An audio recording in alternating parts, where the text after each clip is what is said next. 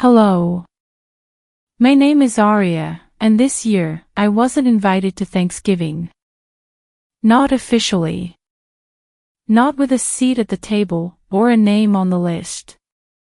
You see, I overheard my sister say, she'll be the free babysitter for 10 kids. And my mother.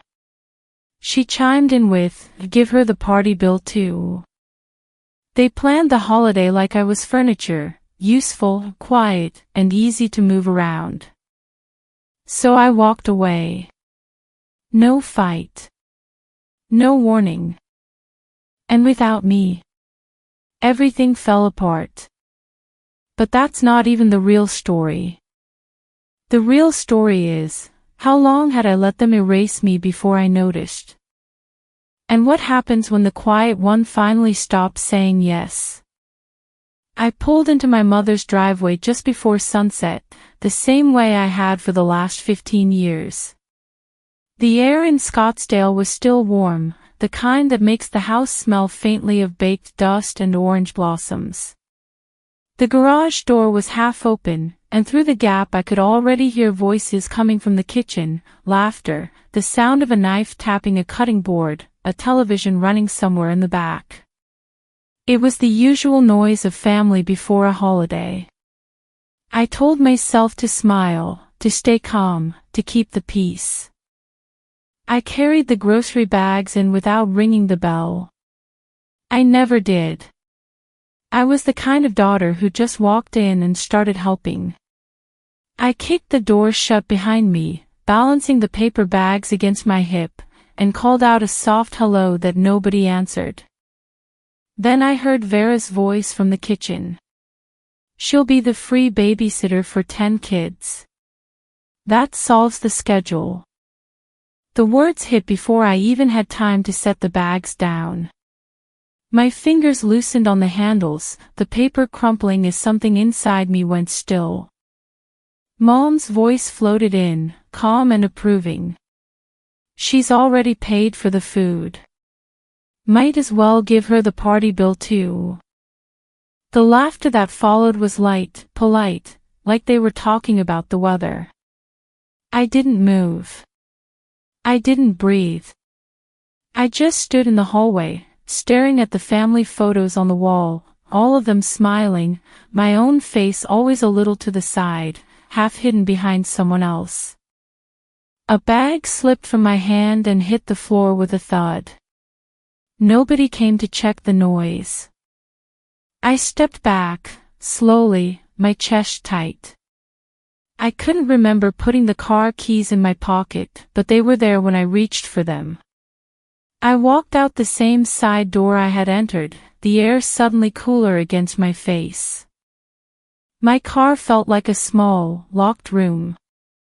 I sat there with my hands on the wheel, staring at the dashboard. The grocery receipt was still crumpled in my fist. When I looked down, I saw the total, $179.36. I had paid it without being asked. I thought I was doing something kind, taking a little stress off everyone. I let the paper fall into my lap. A small part of me tried to reason it away, maybe I misheard, maybe they were joking. But the tone in Vera's voice had been too smooth, too practical. It wasn't cruelty, it was assumption. The kind that doesn't even see you enough to be cruel. I thought of the years behind me, every Thanksgiving the same pattern. I arrived early, cooked until midnight, scrubbed dishes while everyone else fell asleep in front of the TV. I never got a thank you, not really. Just a passing comment, we couldn't do it without you. At the time it sounded like affection. Now I could hear the weight behind it, you're necessary, but not valuable. I rested my forehead against the steering wheel. The smell of detergent and turkey seasoning drifted in through the cracked window. In the kitchen I knew Vera was probably arranging the seating chart, pretending to host. Mom would be nodding, approving, calling it teamwork.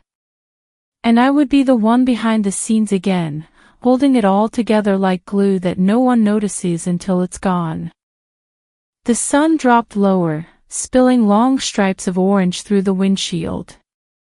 I told myself to drive home, but I couldn't yet. It wasn't indecision, it was disbelief. How many times had I done this exact drive, hoping things would be different, hoping that this year someone would say, "Sit down, Aria. We've got it." It never happened. When I finally started the car, the engine hummed softly, the sound steady and indifferent. I backed out of the driveway without looking at the house. My hands shook a little, not from anger but from a strange kind of calm, like the quiet that comes right after a door slams shut. The drive back to Tucson was a blur of headlights and long stretches of desert highway. I thought about calling someone, but who would I call? My brother lived in Oregon and rarely spoke to anyone. My co-workers had their own families. The people who claimed to love me most were the same ones who had just priced me into their holiday plan. By the time I reached my small house, the sky was black. I didn't turn on the lights right away. I liked the way the dark made the space feel clean, untouched. I set the receipt on the kitchen counter and stared at it under the dim light from the street. The paper looked harmless, ordinary. But in my mind it turned into a record of every favor, every yes, every time I'd said, "Don't worry about it." For years I thought saying yes made me kind. Tonight, it made me tired. I poured a glass of water, sat down, and listened to the quiet hum of the refrigerator. The silence felt new, almost heavy. I realized I didn't owe anyone an explanation for leaving that house. I didn't need to apologize for hearing the truth. I leaned back in my chair, running my thumb over the edge of the receipt until it tore slightly. A small rip, but enough. They had already divided everything, the food, the kids, the money. Maybe it was time I stopped volunteering myself for the leftover parts. I folded the receipt in half, then in half again, and slid it into a drawer. The sound of it closing felt final, like the soft click of a lock. Outside, the streetlights flickered on, one by one. I watched them through the window until the night felt steady again. They'd already divided the meal, the kids, and the cost. The only thing left was me. I didn't sleep much that night. The air inside my house felt still, like it was holding its breath with me. By the time the sky started to fade from gray to gold, I was already in the kitchen, sitting at the same table where I paid bills and ate dinner alone. The receipt from last night was still tucked beneath a coffee mug. I didn't touch it. My phone lit up beside me, family group chat. The screen filled with messages, one after another. Vera had changed the group name to Thanksgiving 2024, Family Fun. The irony almost made me laugh. The first message read, "Aria, kids from 1 to 5. Food pickup and cleanup." No greeting. No, "Can you?" No, "Would you mind?" Just an assignment. A job description. More messages followed. Mom, supervising desserts. Vera, main table setup. Aria, cleanup confirmed. Confirmed. Like someone else had agreed for me. I scrolled up, checking if I'd missed anything, maybe a private message or a question. Nothing. I wasn't even sure why I was still in the group. I had been reduced to logistics. I set the phone down and stared out the window. The neighborhood was quiet, only the sound of sprinklers and the faint hum of traffic. I thought about how strange it was that my family never asked what I wanted to do for Thanksgiving. It wasn't malice, it was habit. I had been dependable for so long that they forgot to ask if I still wanted to be. Another message buzzed through. It was from Vera, a forwarded image of the seating chart she had designed. Everyone had a little name card with neat calligraphy. Mom, Dad, Logan, Emily, kids table. Then mine. One word printed in plain type, no decoration, no flourish, helper. I blinked. For a moment I thought it was a joke, but Vera had labeled everyone else properly. The word looked like a stain on the pastel paper, cheap, uninvited. Helper. I whispered to myself, though there was no one around to answer.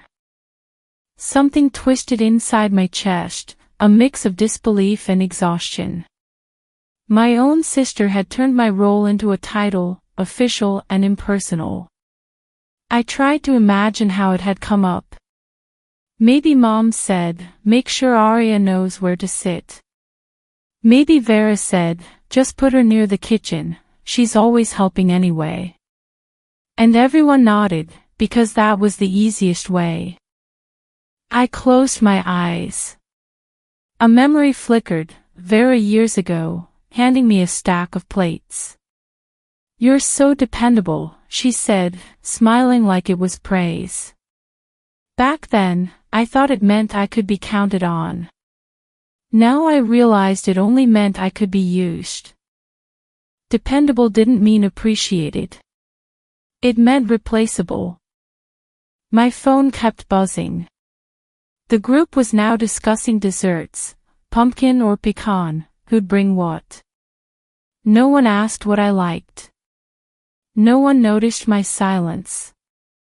I watched the messages scroll like a conveyor belt, endless, efficient, heartless. At one point, Mom chimed in, Vera, don't forget to print the seating names. Arya can help with that. It was almost funny. I could help with the helper cards. I got up from the table and paced the kitchen, the tile cool under my feet. The same room where I'd baked pies every November, where I'd chopped vegetables while everyone else laughed in the living room. I remembered the smell of roasted turkey, the way Mom would say, you make it look effortless. She never noticed that's because nobody offered to share the effort. I sat again, pulled out a notepad, and wrote on the first line. Things I've done for Thanksgiving. Underneath it, I listed them one by one. Cooked 6 dishes. Cleaned kitchen. Watched children. Decorated table. Picked up pies. Bought wine. Stayed late to wash dishes. Then I drew a line down the middle of the page and titled the next column, Things I Received. I paused. The pen hovered over the paper. Nothing came to mind.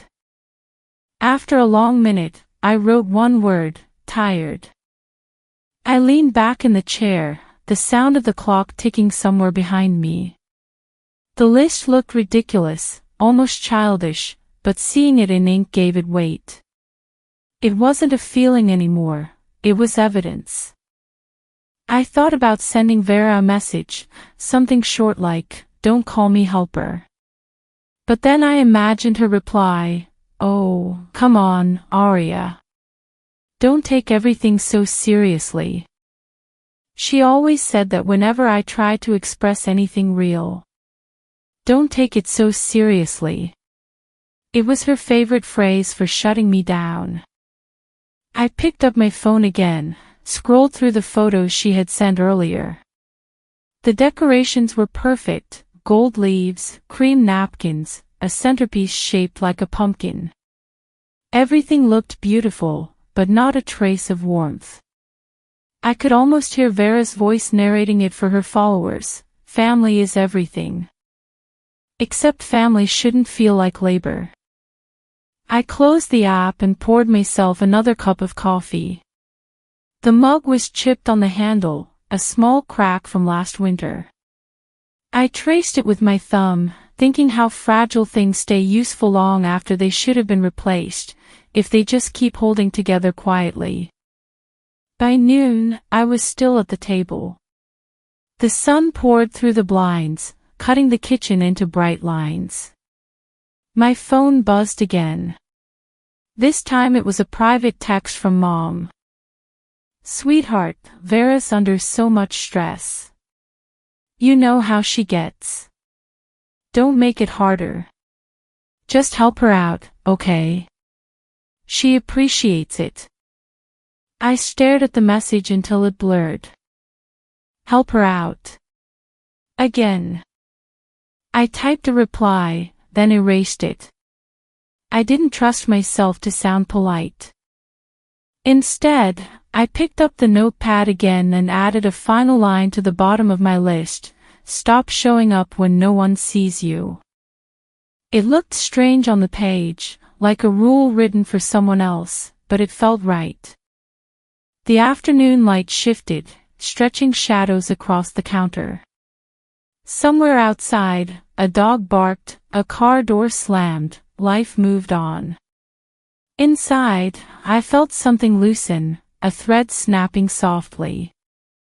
I wasn't angry, not yet. Just awake. The group chat pinged again, another message from Vera: "Aria confirmed for child duty," followed by a thumbs-up emoji from Mom. I didn't answer. Instead, I flipped the page and started a new list, quieter this time. What I gave versus what I received. Under "Given," I filled the page quickly: time, money, care, forgiveness. Under "Received," I left the lines blank. I stared at the empty column, realizing that silence could be louder than any word. When I finally put the pen down, the room felt lighter, almost empty. Maybe it was time to leave more things blank. The seat they gave me said, "Helper." So maybe it's time I stopped showing up at all. I didn't open the blinds that evening. The day had been heavy, but quiet, the kind of stillness that makes everything else louder. The buzz of the fridge, the creak of the kitchen chair beneath me, the sound of my own breath. I'd made a sandwich earlier and left half of it untouched on the plate beside me. The phone had stopped buzzing hours ago. Maybe they got the hint. Maybe they didn't notice at all. I pulled a storage box from the back closet, one I hadn't opened in years. It was marked Thanksgiving in faded Sharpie, but it didn't hold decorations or serving dishes. It was a box of photos, cards, little things I'd kept without knowing why. I placed it on the kitchen table, pushing aside the notepad I'd been scribbling in earlier. I wasn't looking for anything specific, just a reminder that I existed in this family once. The first envelope I pulled out held pictures from Thanksgiving 2015. I remembered that year so clearly. I'd found a handmade watch band on Etsy, dark leather, engraved with "Dad's Time," and had it wrapped in gold foil with a small note tucked inside. I'd handed it to Vera when I got to the house, told her to place it under the runner in the center of the table. In the photo, Dad is smiling, holding the unwrapped box with Vera standing next to him. She's mid-laugh, her hand on his shoulder, as if she gave the gift herself. I'm not even in the frame. I flipped to the next picture. It's of the dessert table. I remember baking 3 pies that year, and the pumpkin one had cracked. Mom made a comment about it looking rustic in front of everyone. I had laughed politely. Now, that laugh felt borrowed, given to keep the room comfortable. I moved on to a small birthday card. The front read, "To the world's best sister." Inside, Vera had written, "Thanks for letting me steal credit for the turkey. You're a champ." It was meant as a joke. I remembered smiling when I got it, but my chest tightened now reading it again. steal credit. Her words, not mine. There was another photo, more recent, someone's birthday, maybe 2 years ago. Vera is telling a story at the center of the table. Everyone is laughing. I remember that moment too well. She was saying, remember that Thanksgiving where I cooked the whole meal because Arya was late? Everyone laughed. Even me. I wasn't late. I had gotten there early, chopped every onion, basted every roast, set every place. Vera had shown up an hour before dinner with her hair curled and a new dress. But she told the story like I had forgotten the cranberry sauce and left her to rescue the day. And I let her. Because it was easier to be quiet than to be difficult. That memory stung more than the others. Not because of the lie, but because I had helped carry it. I'd smiled, nodded, filled her glass when she paused to drink. And now it was a part of our family history, a version where I'm the flake and she's the hero. I sat back in the chair, letting the photos spread out across the table like puzzle pieces that no longer fit. I used to think of myself as the background, the steady presence, the behind-the-scenes support. I thought that role made me noble. But tonight, it just made me disposable. I reached into the box again and pulled out one of my old journals. A worn leather one with bent pages and a cracked spine. I opened it near the middle. November 2016. They keep thanking Vera for the meal. I made 5 dishes. I'm trying not to let it bother me. Next page, Vera brought the wine and got credit for the atmosphere. Mom says I'm too sensitive. The entries went on like that. Small slights, little rewrites. At the time, I hadn't even been angry, just tired. Tired enough to write it down, but not enough to say it out loud. It was strange, reading the old words now. I could see myself folding over and over, trying to keep the peace, trying to be the good daughter, who didn't cause tension. But all I had done was make it easier for them to erase me. And the worst part? I had helped them do it. I closed the journal slowly, letting the weight of it sit in my lap. If no one remembers what you did you really do it? If someone else tells the story enough times, do they own it? The question made my throat tight. I pushed the photos into a pile and looked down at the card Vera had written, the one calling me a champ for staying silent. I wasn't angry at her. Not exactly. Vera had always needed to be the favorite, the one with the applause. But what made it all hurt was that she'd gotten there by walking across my back, and I let her. I opened a fresh page in my notebook, the one from yesterday, the one where I'd started listing the things I gave and received. I titled the new entry, Who Tells the Story? Then I wrote, for years, I let them narrate my life. But I was there. I know the truth.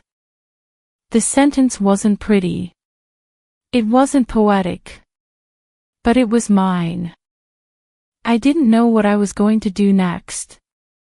I wasn't planning a confrontation or some big family drama. But I knew this much, I wouldn't sit at the table quietly while someone else decided what role I played. I picked up the pen again and wrote, they took my name off the stories. But they don't get to take my voice. I put the journal on the kitchen counter and turned off the overhead light. The house was quiet, but this time, the silence didn't feel like absence, it felt like space. Like room. I didn't know where this would lead. Maybe nowhere. But for the first time in a long time, I didn't feel like the ghost in someone else's story. This time, I'll be the one telling the story. I hadn't left the house all weekend. Not for groceries. Not for church. Not even for my usual Sunday walk around the neighborhood. The silence inside was louder than ever, but this time I didn't mind it. It gave me room to hear my own thoughts instead of everyone else's assumptions. I spent most of Saturday reorganizing the bookshelf, then started cooking for no one in particular: chili, cornbread, roasted carrots. Just because I felt like feeding myself for once. By Monday morning, I knew I wouldn't be joining them this year. I hadn't said anything out loud yet, but something in me had crossed a line I couldn't uncross. When I opened Facebook that afternoon to check on a message from a coworker, Vera's post was the first thing that popped up. A group photo from last Thanksgiving. Everyone was smiling at the dining table, Vera right in the center, holding a wine glass up in a half-toast. The caption said, "Full family, so grateful, orange heart." Full family. I stared at the photo, squinting at the details. I wasn't in it. I remembered exactly where I'd been when that picture was taken, standing at the kitchen sink, scraping mashed potatoes off a serving spoon while the laughter erupted behind me. I remembered Vera calling out, "Hurry up, Aria," but I'd been elbow-deep in dishes, and no one waited. I scrolled down and typed a comment. I must have been grabbing dessert during this pic face with tears of joy, light enough to pass as a joke, but pointed enough that she'd know I noticed. 3 hours later, I checked back. The comment was gone. At first, I thought maybe it didn't post. But then I checked the full comment history. It was there earlier. Someone had liked it. Now it had vanished. She had deleted it. That tiny act, so small, so easy to brush off, felt like a pin to the chest. A part of me still wanted to believe it was a mistake. Maybe she didn't like how the joke landed. Maybe it was a misunderstanding. But deep down, I knew better. Vera had always been an expert at smiling through erasure. I closed the app, heart pounding in that quiet, confused way it sometimes does when a new truth lands harder than expected.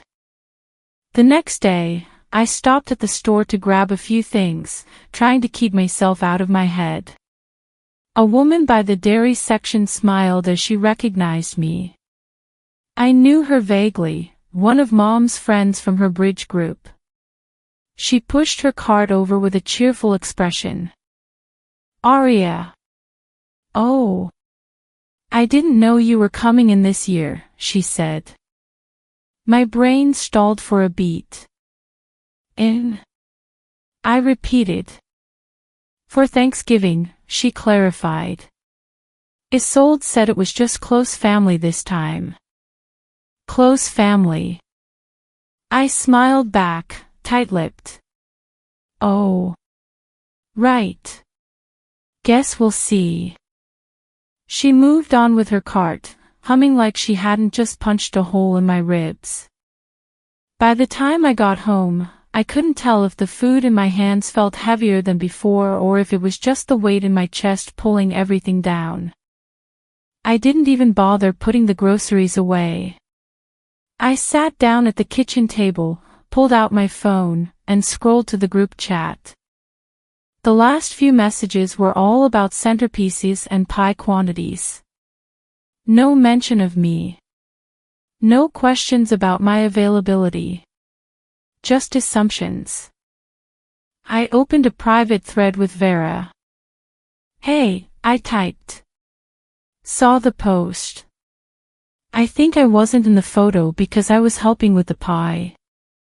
She responded 10 minutes later. Just a heart emoji. No words. I stared at the little red symbol, blinking like it might change if I waited long enough.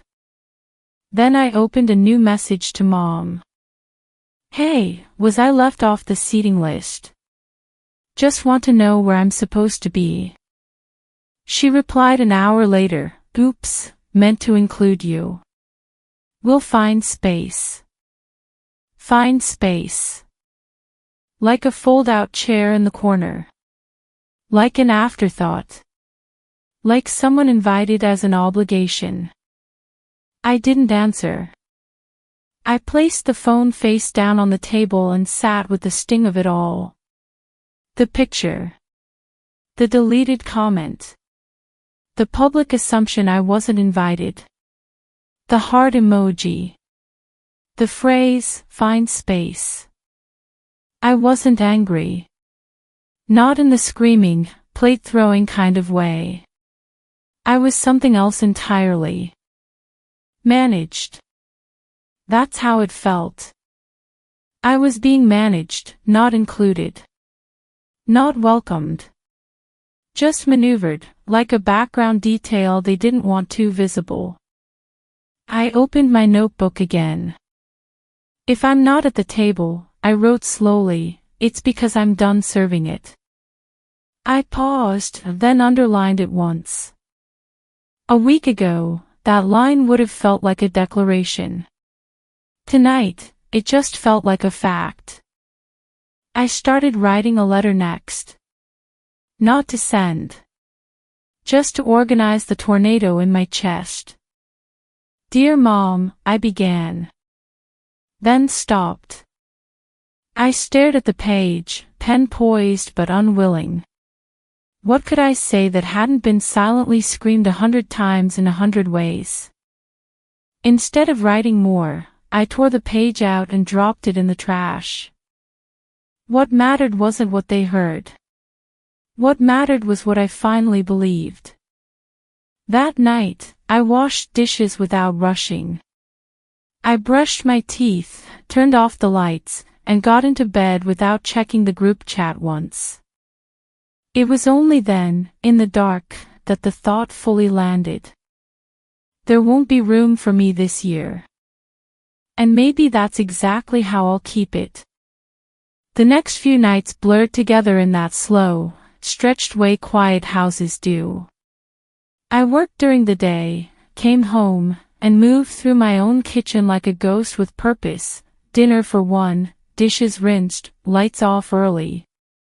I didn't check the family group chat, though the notifications still blinked across the screen like gnats I refused to swat. I thought I was at peace with my decision to stay out of it this year, but peace doesn't hum at you from a phone that won't stop buzzing. On Thursday night, a former coworker named Denise texted me. We hadn't spoken in months. "Saw this and thought you should know," she wrote. Attached was a screenshot from Vera's Instagram. The photo stopped me cold. It was me, barely visible, in the corner of the frame, kneeling on the kitchen floor with a rag in hand. The rest of the image was bright and lively, Vera and Mom smiling, the counter loaded with food, sunlight spilling across the room like a Hallmark commercial. The caption read, "Couldn't do it without my amazing Team Yellowheart family teamwork." I wasn't tagged. I stared at it for a long time, not sure which part hurt more, the picture itself or the fact that someone outside my family noticed it before I did. The angle made it look as if I'd volunteered to be there, happy to scrub the tiles while they posed. A piece of me wanted to believe she hadn't meant harm. But a bigger, older piece of me knew that Vera's kind of cruelty never came from ignorance. It came from convenience. I put the phone down, but my chest kept tightening. The memory of that day resurfaced, sharp and complete. I had dropped to my knees to clean up a spill after the kids ran through the kitchen. I remember Vera laughing, "You're such a lifesaver, Aria." I'd smiled then. My knees ached for 2 days after. Now, years later, she turned that moment into proof of family harmony. I scrolled through the comments. "You have the best family," someone wrote. "Such a perfect home." Vera replied with a heart emoji. Mom commented, couldn't have done it without our Aria. No tag again, just my name lost among the compliments. It felt less like a family memory and more like surveillance footage. I was the backdrop to their goodness, proof of their virtue. I pushed the phone away and walked to the window, staring out at the quiet street. The desert air was cooling down, sharp with the scent of creosote. I could hear a neighbor's dog bark in the distance. The normal world kept turning while mine shifted a little off-center. I was about to turn in when the phone buzzed again, this time a voice message. From Vera. I almost ignored it, but the first few words caught my attention. Don't worry. She'll show up, Vera said, her tone casual, confident. She always does. That's what she's good for. Then laughter. Not just hers, Mom's too, faint in the background. The message ended abruptly, as if they hadn't realized the mic was still recording. I played it again, slower this time, like pressing on a bruise just to confirm it still hurts. The laugh sounded warm, familiar, practiced. It had the same softness Mom used when she excused everything Vera did. She always does. That's what she's good for. The words looped in my head. It wasn't just disrespect anymore, it was belief. This was who they thought I was, reliable enough to take advantage of, harmless enough to mock, predictable enough to bet on. I sat back down at my desk, staring at the dark screen of my computer. All the memories I'd been trying to keep gentle started surfacing, Mom saying, don't take it personally, your sister's just busy, Vera texting, bring extra napkins if you can. Every one of those moments lined up in my mind like dominoes leading to this exact recording. This wasn't miscommunication. It was conditioning. I'd been trained to say yes. I replayed the message a third time. Then I deleted it, not out of forgiveness, but because I didn't need to hear it again. Once was enough to understand everything. I opened the family group chat. They were still planning, still assigning, still moving pieces around the board. Vera had sent a new photo of the dining setup, captioned, final touches. Can't wait for everyone to see. Everyone except me. My fingers hovered over the keyboard. Then, for the first time, I typed without filtering myself. You said I always show up, I wrote directly to Vera. Let's see if that's true. No emojis. No sugar. Just words. Then I closed the chat, silenced notifications, and opened the shared spreadsheet labeled Thanksgiving Tasks. My name appeared 3 times, childcare, food pickup, cleanup. I clicked on each one and deleted them, one by one, watching the cells go blank.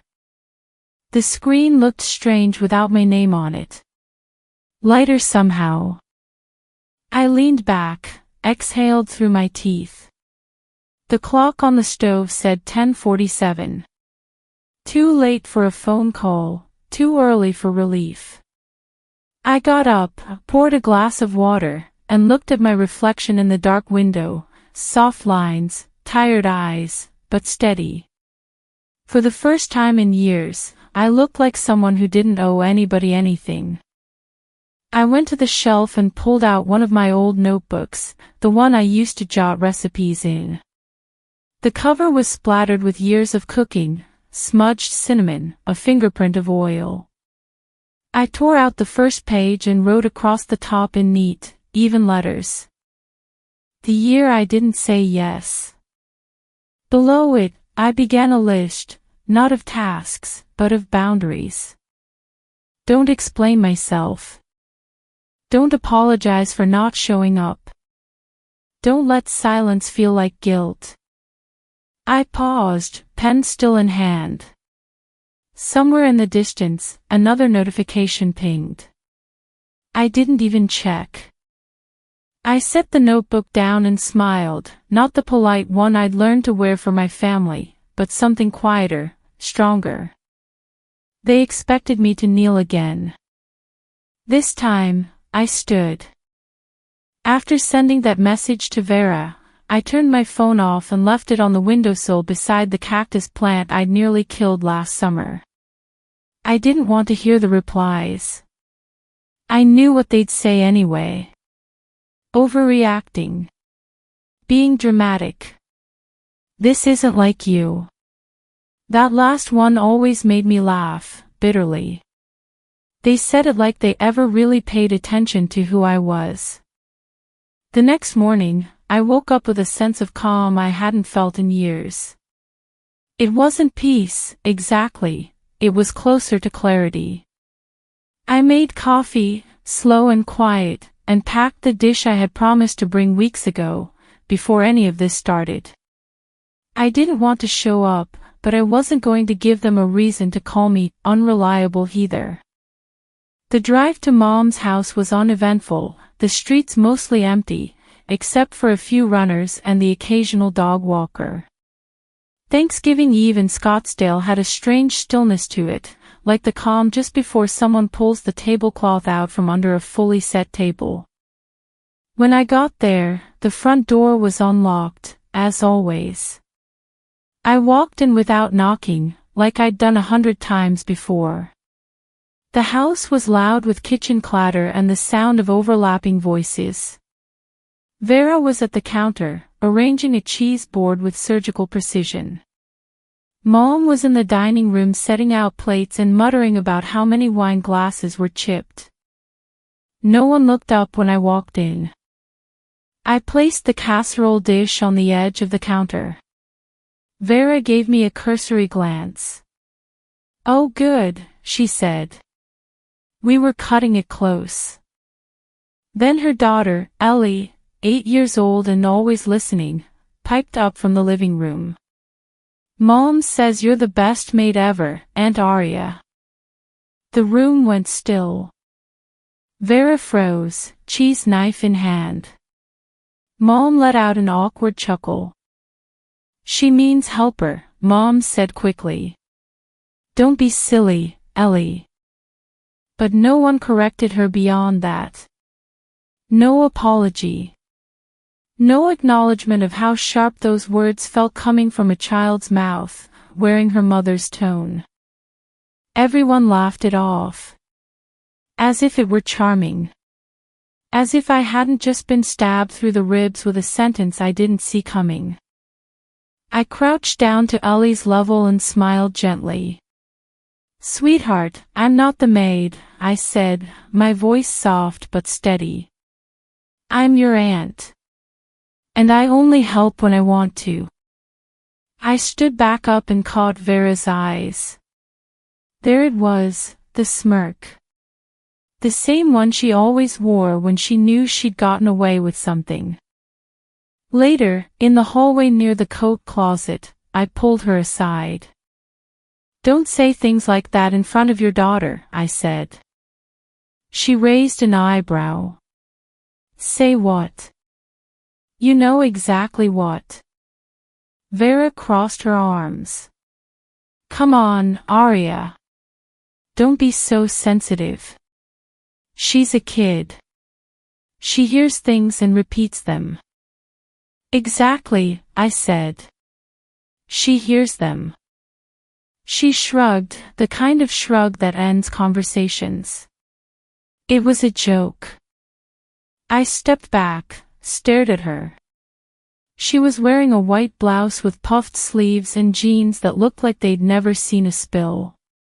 "Call me that again," I said calmly, "and next year you'll be short one more person to laugh at." I didn't wait for a reaction. I didn't give her the satisfaction. I turned and walked out through the garage, passing by the folding chairs that hadn't been dusted off yet. When I got in the car, I didn't cry. I didn't shake. I didn't feel anything but done. By the time I got back home, it was mid-afternoon. The sun cast long shadows across the tile in my kitchen. I made tea, turned on some jazz from the little radio in the corner, and sat down at the table where I'd first written the list, given versus received. The group chat stayed quiet for a few hours. Then it started. "Aria, that was uncalled for. You're making a big deal out of nothing. She's obviously overwhelmed. Just let her cool down." I didn't respond.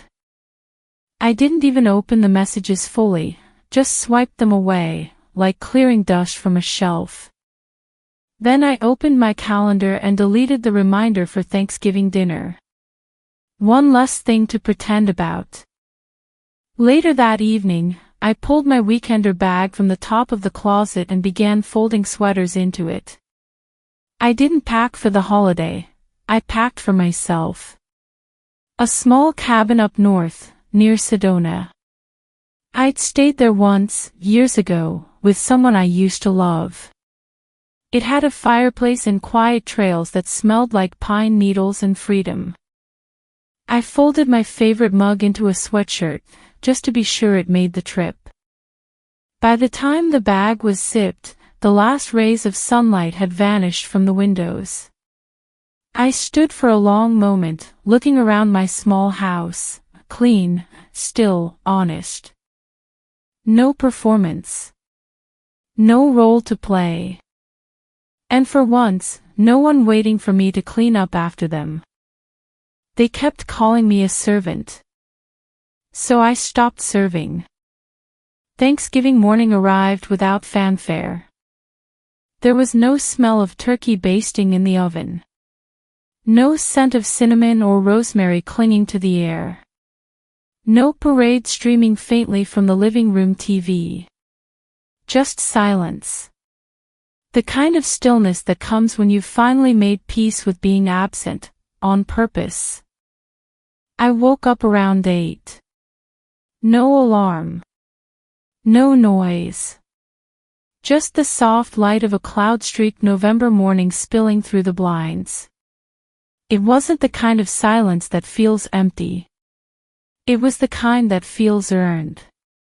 Like a full breath held too long and finally exhaled. I padded into the kitchen and made myself a slow, deliberate cup of coffee, no multitasking, no rushing to get ahead of a to-do list that wasn't mine anymore. I didn't check the group chat.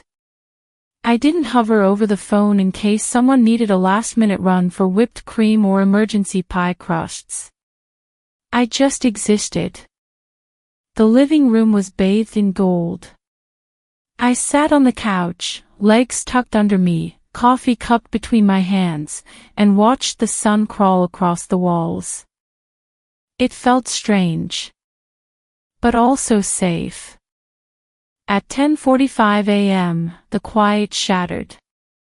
My phone lit up on the end table like it had caught fire. First one message. Then 3.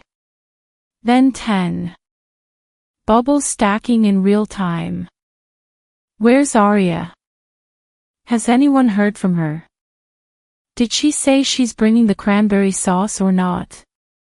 I didn't open them. Just glanced at the previews like someone watching a storm through triple-pane glass. Then, predictably, came the message from Mom. You didn't confirm the pie pickup. We're behind. Behind. As if I were some cog in a perfectly calibrated machine that had suddenly jammed, and now the whole assembly line was spiraling into chaos. The implication was subtle, but I could hear the familiar cadence in her voice, even through text. This is your fault for not holding it together. I set the phone back down. The panic in their words rolled right off me. For years, I had been the one who smoothed the edges. Who stepped in without being asked. Who kept the train on the tracks while everyone else shouted about the scenery. Now, They were learning what happened when the fallback plan actually fell back. I imagined the house in Scottsdale, so familiar it might as well have been etched into my DNA. The giant kitchen island cluttered with serving trays. Vera darting between burners and baking sheets, a child on each hip, trying to time the stuffing with the green beans. My mother wiping her forehead with a linen napkin, muttering to herself, "It's just not going as smoothly this year." Someone would realize the rolls were still frozen. Someone would ask where the pie was. Someone would dig through the garage for the fall centerpiece and discover it hadn't been brought in. And someone, probably a cousin's wife who always looked at me like I was catering staff, would ask, "Wait, where's Arya?" The answer, of course, would not come easily. Because I was always there. The calm in the storm. The woman who knew how to fold napkins the way Nana did. The one who brought extra batteries, extra juice boxes, extra patience. The one who didn't complain. The one who just made things work. But not this year. This year, I didn't fill in the blanks they refused to acknowledge. I stood up and walked to the bookshelf, pulled open a small drawer built into its side, and took out a box I hadn't touched in over a year. Inside were the Thanksgiving cards I'd made last year, handwritten, sealed in little craft envelopes with each name printed neatly on the front. Personalized messages. One for each member of the family. I had spent hours writing them. Each one listed a specific thing I appreciated about them. A memory. A gesture. A line of gratitude. It had been my attempt, subtle, quiet, deeply intentional, to bring connection back into a family where performance had long replaced presence. No one said anything about them. Not a single mention. Not from Mom. Not from Vera. Not from the cousins. They had vanished like vapor.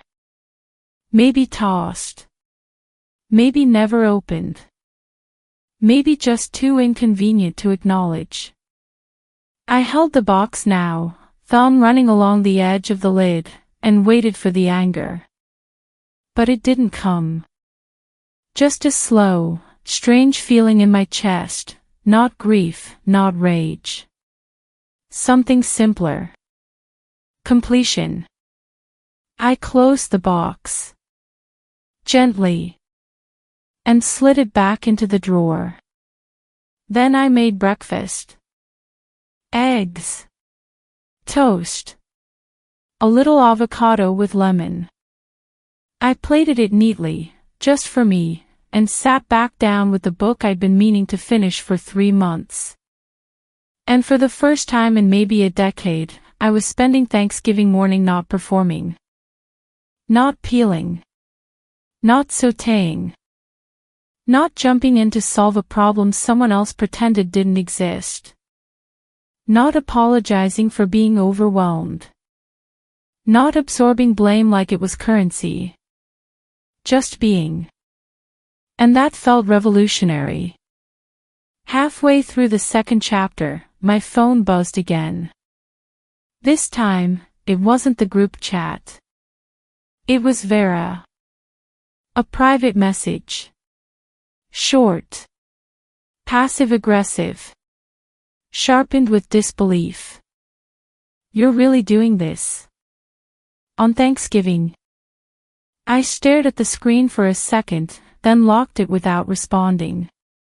Because yes, I was really doing this. Not out of spite. Not out of rebellion. But because this was the first year I finally understood what Thanksgiving was supposed to feel like. Not obligation. Not exhaustion. Not choreographed gratitude delivered between servings. But peace. And the house in Scottsdale. It would wobble without me. The cracks in the performance would show. Someone would forget the gravy. Someone would lose their temper. Someone would say, "Where the hell is Arya?" like I was a servant who'd missed a shift. And for the first time in years, I wouldn't flinch. Because they expected chaos without me. And for once, they were absolutely right. The sun dipped low behind the red rocks of Sedona, throwing long shadows across the gravel path that led up to the cabin. I stood outside with both hands wrapped around a ceramic mug, the steam rising like a soft exhale in the chill evening air. The tea was just warm enough, and I was just far enough from the noise, the obligation, the weight of being whoever they needed me to be. There was no cranberry sauce in the oven. No timer blaring. No one asking where the extra chairs were. And no small hands tugging on my shirt with sticky fingers and last-minute spills. Just the wind moving through pine, and the occasional crackle of the fire pit that had started itself hours ago. This holiday, for the first time in years, didn't feel like a performance. It felt like breath. Still. Quiet. Unapologetically mine. Inside, my phone sat face down on the table. I hadn't turned it on all day, and I wasn't in a rush to do so now. But eventually, curiosity tugged at me, not dread, just the need to know if the world I walked away from had noticed the absence I didn't announce. When I finally flipped it over and pressed the screen, there were 32 unread messages. The group chat was mostly Vera, long, run-on messages filled with passive-aggressive positivity, just checking in. Hope you're on your way. The turkey's a little late but we're surviving ha. And later, would be nice to have your energy here, everyone's feeling a bit scattered without you. Mom chimed in somewhere between the emojis and guilt, saying things like, "You know Vera means well, she's just under a lot of stress, and family is supposed to pull together, not apart." But what stopped me wasn't any of that. It was a single message from Nadine. No fanfare. No preamble. Just, "You okay?" 2 words. And in that moment, something in my throat caught, not from pain, but recognition. Someone had seen me. Not the helpful one, not the babysitter, not the one who always shows up. Just me. I didn't reply right away. I sat back on the couch, watching the fire reflect off the glass of the sliding door, and let the weight of her words land softly. She wasn't asking what happened. She wasn't fishing for drama. She just asked if I was okay. The power of being asked is something you don't understand until it's been missing for too long. I opened social media, not to scroll, but to post. The sentence had formed in my head the night before, while folding my sweater into the suitcase. It had hung around since then, quiet and steady like a truth I wasn't ready to speak until now. I typed it. Not everyone who serves the table is meant to sit beneath it. That was it. No names. No tags. No punctuation for drama. Just the words, and the truth inside them. I hit post. Then I turned the phone off again. Back at my mother's house, I could imagine the scene. Vera refreshing her phone, waiting for likes to roll in on her post, only to see mine pop up first. Her stomach tightening, not because I'd said something cruel, but because I hadn't. Isolde leaning over the screen, reading the sentence twice, then whispering under her breath, "She saw everything, didn't she?" Because that was the problem, really. They didn't fear confrontation. They feared exposure. I had been too quiet for too long, and now that I wasn't cleaning up their messes or smoothing over their tension, my silence was speaking louder than their control ever could. I didn't read the comments. I didn't open the chat. I didn't go looking for apologies I knew wouldn't come. Instead, I stepped outside again, mug refilled, scarf pulled tighter, and sat on the porch swing. The night in Sedona had a way of settling itself around you, gentle but certain. The stars were just starting to break through the deep blue, and the air smelled like cedar and something ancient. I breathed it in and let it stay with me longer than I used to let discomfort linger. I thought about the last time I'd been in this cabin. It was with someone who told me once, "You always give until there's nothing left for yourself." Back then, I'd laughed and said, "Isn't that what love is?" Now I knew better. Love didn't mean self-erasure. Love wasn't quiet servitude masquerading as loyalty. Love didn't ignore you when you stopped being useful. And family. Family didn't delete your presence from photos, rewrite your contributions, and call you dramatic for remembering the truth. I sat there until the fire died down to embers and the night folded in around the porch like a blanket. I wasn't lonely. I wasn't angry. I was full, in a way I hadn't been for years. They wrote me out of the picture. So I painted a new one. By the time December settled over Tucson with its cool mornings and pink skies, the storm had passed. Not just Thanksgiving, but everything that came with it. The group chat had gone silent. No apologies. No messages. No awkward "let's talk." Nothing. And that nothing finally felt like peace. I walked to work that Monday, wrapped in my thick cardigan, hands in my pockets, the sidewalk damp from a light overnight rain. At the library, things were the same. People nodded as I passed the front desk. One of the volunteers, Darla, a sweet woman in her 70s, stopped me with a warm smile.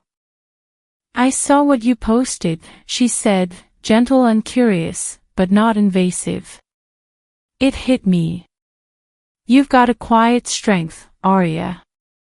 I thanked her, then moved on. A few others brought it up that week, neighbors, a barista, a woman I'd met at a community workshop. But no one asked for details, and I didn't offer them. Some things aren't meant to be unpacked for everyone. Some truths are whispered just loud enough for those who need to hear them. Back at home, the phone remained quiet. Vera hadn't reached out. Isolde hadn't sent one of her "hope you're doing okay, love you" texts that used to feel like duct tape over a broken window. And surprisingly, I didn't miss any of it. It's funny how silence, when chosen, feels like freedom, but when given, used to feel like punishment. That's how I knew I was healing. I had stopped viewing their absence as abandonment. It was just absence. One night, while sorting through my bedside drawer, I pulled out a clean sheet of stationery and began writing. Not typing. Not texting. Just writing. Dear Mom. It started like that. I didn't plan to send the letter. I still don't. But the act of writing it mattered more than its delivery. I let myself remember good things, Sunday pancakes, her rubbing my back during storms, the time she helped me get through finals by showing up with lasagna and iced tea. Then I let myself name the hurt, being invisible, being dismissed, the softness with which she sided with Vera every time. Toward the end, I wrote one line that landed deeper than the rest. I forgive you. But I'm done returning to the fire. I folded the letter neatly and slipped it into a journal. Not to bury it. To keep it where it belonged, with the version of me who finally learned that love and boundary are not opposites. They're necessary companions. The next Saturday, I stood in the backyard with a small shovel, digging a shallow hole near the edge of the garden bed.